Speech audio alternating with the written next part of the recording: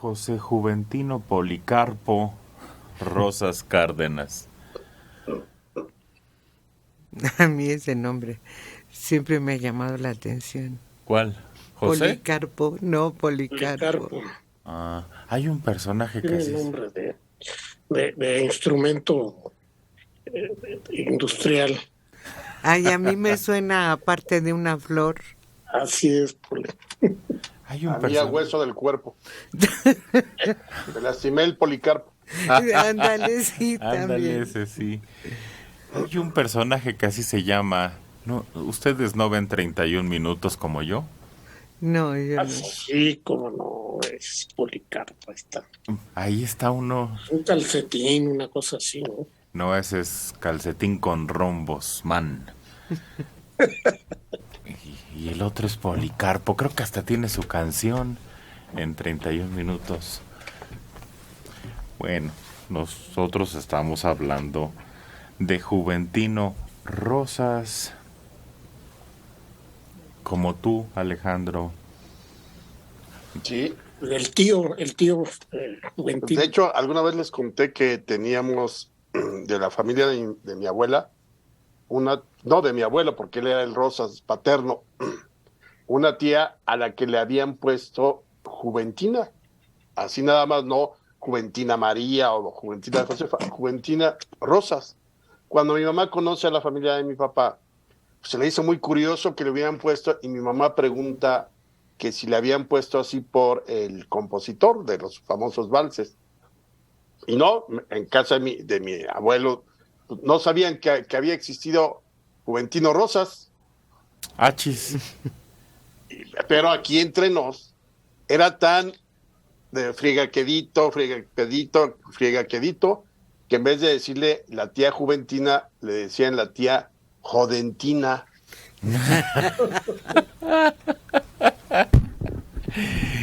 Oye, pero Normal. pero cómo somos Deben haber dicho Jumentina. Fíjate, ese es más elegante aún. No, pero resulta peor que barbaridad. ¿Cómo pueden ser tan groseros los mismos familiares? Ay, todos tenemos una tía que es inoportuna, grosera, pesada. Yo en casi todas las familias me he encontrado. Ay, ya viene la tía. No voy a decir nombres. Por poquito. Pero, ay, ya viene. O toma mucho, o es muy pesada, o es muy O indiscreta. entrometida. Sí, se sabe los chismes de todos y los platica a la menor provocación. En mi casa hay una. Pues yo nada más tuve una tía, porque por parte de mi mamá pues no estaban aquí. Y por parte de mi papá nada más una tía. No, yo sí. Oye, yo No tuve podía muchas tener tías. tantas cualidades. Yo tuve muchas tías y tías abuelas. ¿Ah, sí?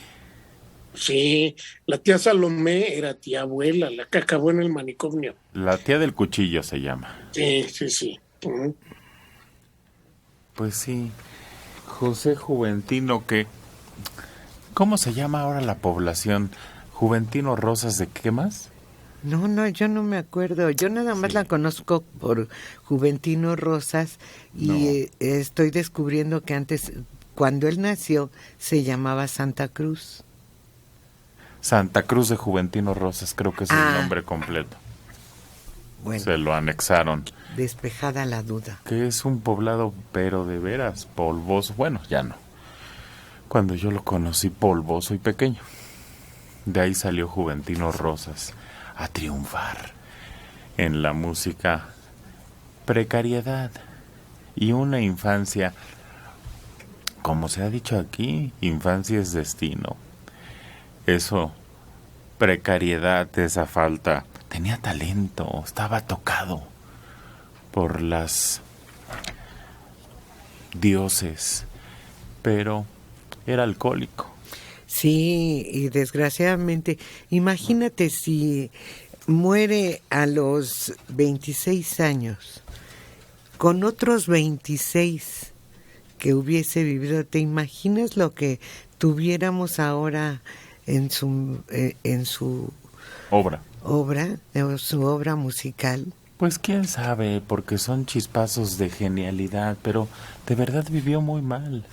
Vivió Sí. en la miseria, vivió sufriendo económicamente siempre y pues el vicio lo llevaba a pelearse con todos, a alejarse. A pesar de que estaba junto a él una mujer y el papá de esa mujer que lo querían y lo respetaban y se daban cuenta de su genialidad, ¿Qué mujer? la que fue su novia aquí en México. ¿Cuál? Ay, pues no me acuerdo cómo se llamaba, pero tuvo una novia aquí en México. Pues es que había familias ricas que lo acogieron y lo patrocinaron, le dieron casa, comida y sustento, aunque ese alcoholismo lo salvó. Él estuvo cuando Ángela Peralta estaba iniciando una gira por México. Llegaron a Mazatlán, si no me equivoco, corríjanme, Ujú. Así fue. y hubo una epidemia de tifus, ¿de qué fue? Sí. Bueno, todos murieron los que estaban en ese espectáculo, menos él. Y dicen que es porque como se la pasaba en el agua, que eso lo protegió. Hay 2 veces que hay reporte de ese, que yo recuerdo, ¿eh? Ese Juventino Rosas se salvó en Mazatlán de esa epidemia por tanto alcohol que tenía en el cuerpo. Salió vivo. No tomaba agua, Alonso. Ah, ándale. Pues, quién sabe. Pero también sucedió con John Huston y ¿cómo se llama? Ay, el de Casablanca. Hombre Bogart. Que se la pasaron tan borrachos grabando que las picaduras de mosquito no les hicieron daño cuando era muy peligroso en aquel entonces. Los mosquitos no eran alcohólicos. Pues hay esos dos. Bueno, que recuerde ahorita, en donde su alcoholismo lo salva. Claro, Juventino Rosas de ahí salió y se fue a Cuba a morir olvidado en un rincón sin que nadie se diera cuenta. Fue hasta muchos años después que un periodista siguió la historia, localizó el cadáver y empezó a hacer las gestiones para que lo trajeran al país. Y ahí sí llega con honores al puerto de Veracruz. Sí, de hecho lo trajeron y lo enterraron primero en un lugar y luego lo pasaron a la rotonda de las personas ilustres. Uh-huh. Con más honores. Arturo Hernández Hernández. Policarpo Calles era un músico cumbiambero. Cumbianchero será. Sí, ¿no? No me acuerdo. Yo me acordé del de 31 minutos. Él vendió las 2 partituras de sus valses, porque me acuerdo haber hecho una investigación y ahorita lo encontré. Lazos de amor y sobre las olas, a la famosa casa Wagner y Lieben, que era la que distribuía los fonógrafos al principio y que también vendía partituras. Lo vendió en 45 pesos en ese momento y llegó a ganar, pero la casa ya no, Juventino, 150,000 pesos en 6 meses. ¡Ay, chihuahuas! Es que se hizo popular entonces. Por eso Claro. alcanzó la fama internacional ya para los años 10 del siglo XX. Era el tema predilecto en las ferias de todo el mundo. Acuérdate que hasta se la jugaron porque decían que no podía ser una composición mexicana. Claro. Pero 45 varos entonces le dieron. Pero ha de haber sido como, como muchas veces el alcohólico realmente lo que necesita es 3 pesos para comprarse una botella o algo así en aquellos tiempos, yo creo que era la urgencia de él. Además, tampoco había toda esta ya idea de lo que significa los derechos de autor ni nada por el estilo. Pero efectivamente, lo que tocaba, tanto, por ejemplo, Juventino Rosas, como Ricardo Castro, como todos ellos, Rodolfo Campodóni con su Club Verde, era la música que se interpretaba en las casas o en algunos salones. Eran los valses de la época porfiriana, todavía muy apegados en cierto modo a lo que habían sido los valses europeos. Entonces, si era algo que podías encontrar, podías ir tú a comprar desde la partitura, y era lo que la gente que le gustaba el piano en las clases de piano, sobre todo las mujeres en aquella época que tenían recursos y piano, pues obviamente practicaban. Si era algo popular, era, digamos, el reggaetón de la época. Fíjate que en el Hotel Hillow, ahí de 5 de mayo, había un anuncio, un piano en cada habitación. Fíjate. Imagínate. No, pero fíjate que es como siempre, él no podía saber que ese vals, precisamente, de todos los que él escribió, iba a ser una de las melodías mexicanas más famosas de todos los tiempos. Pues no había manera, ¿no?, de decir esta sí, esta no. Y no me sorprende que le pagaran 45 pesos, entonces no es tan poco, ¿no? No es tan poco, es una buena cantidad para comer y vivir un mes con los precios de entonces. Y sí, pues para él fue una sorpresa, yo creo, el grado de aceptación que tuvo este vals. Pues sí. Pero no pudo producir otro parecido. Creo que además tenía otro nombre, ¿no? Junto al manantial. Pero yo creo que ya no tuvo tiempo de producir otro.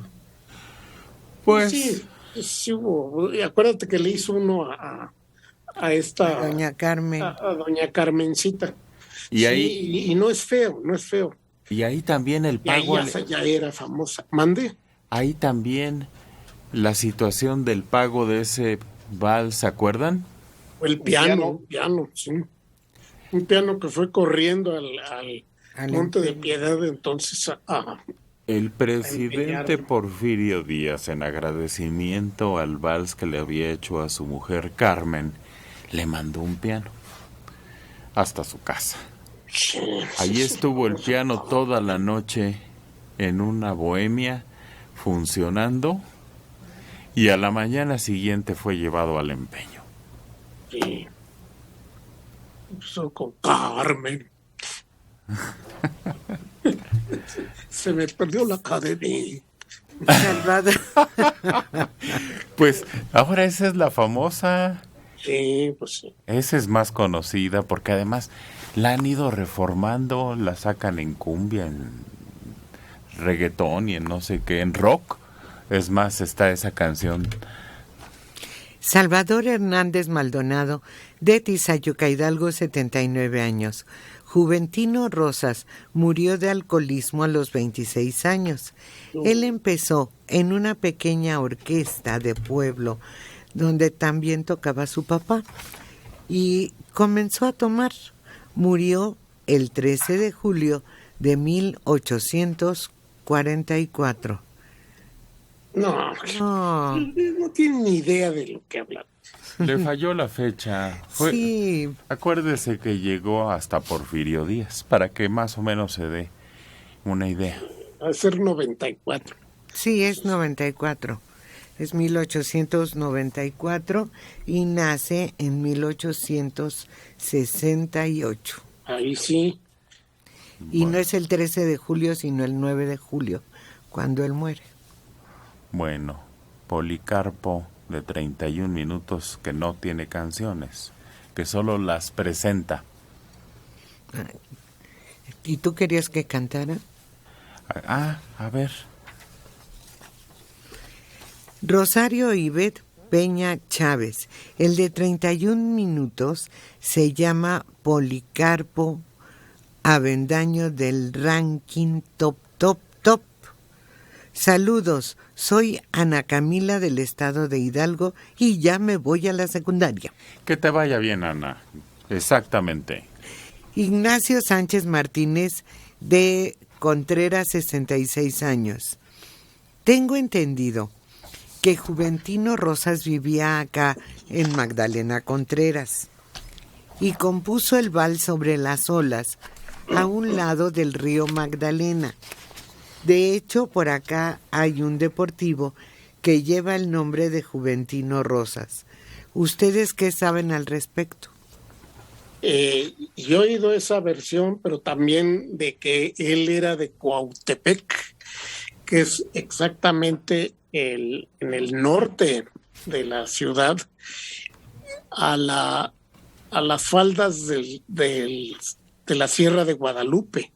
Y ahí había un manantial que supuestamente también fue el que lo inspiró. Pero no sé, pues, probablemente sea una simple leyenda, ¿no?